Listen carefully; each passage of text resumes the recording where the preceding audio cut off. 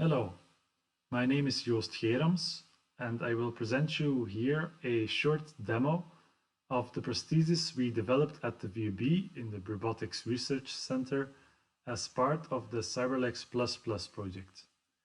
It will be a combination of past and recent experiments and trials that give you an idea of our progress in the past years.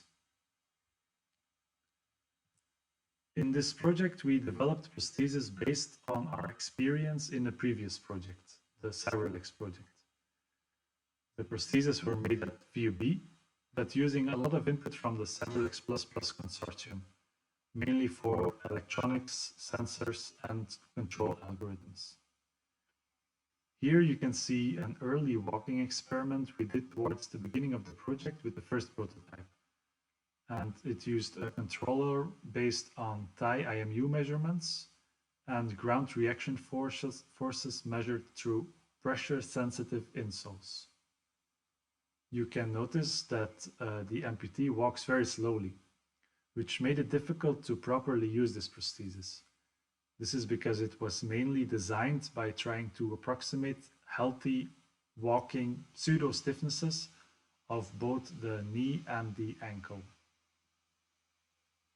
So on both thighs, you can see the flashing lights of the IMUs. So we used both the angles of the healthy and the prosthesis side as input for the control algorithm. There's also IMUs mounted on the shoes, and the shoes have the pressure-sensitive insoles inside.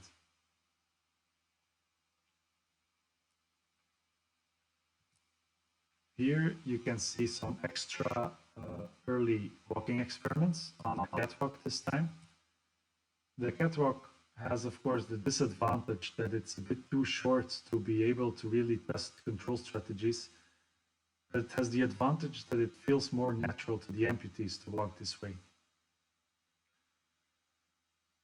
One of the main purposes of the active prosthesis was to allow people to climb stairs in a step-over-step manner. You can see that also with an early control algorithms, this was already possible to do.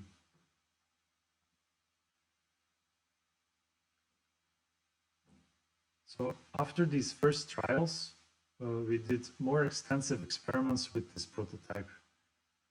We tested 8 subjects after only a short adaptation period. So we had 3 sessions of about an hour where we did the fitting adjustments and some trials where they could test the different functionalities of the prosthesis. One of the main findings of these experiments was that we could allow all of the tested subjects to perform a step-over-step stair ascent with our device, which none of them was able to do with their own device. This was reported to be a very nice experience by many of them, to finally be able to do this movement that we all think is very straightforward after for some of them after more than 20 years of doing step-by-step stair ascent.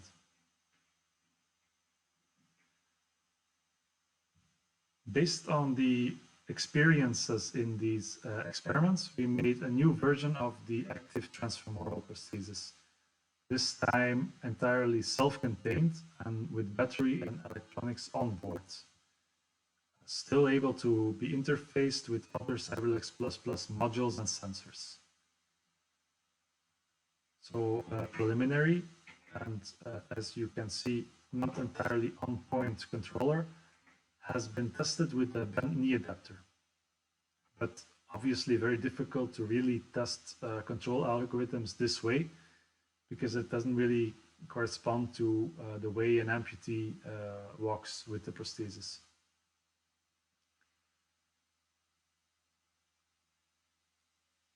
So luckily, beginning of the year, we were able to perform some preliminary experiments with amputees, which showed promising results for the walking performance. So one of the things is that we could greatly reduce the weight and the inertia of the device. This made it much easier to really test and tune the device properly for the few test subjects that we were able to investigate.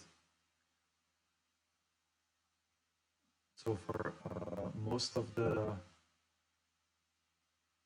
subjects didn't really complain about the device being too heavy, and in a lot of cases we were very close to the weight of their own device. So for example, if you take a sea leg with some cosmetic covers, a shoe, and you compare it to the total weight of our device, there was only a few 100 grams of difference in the end.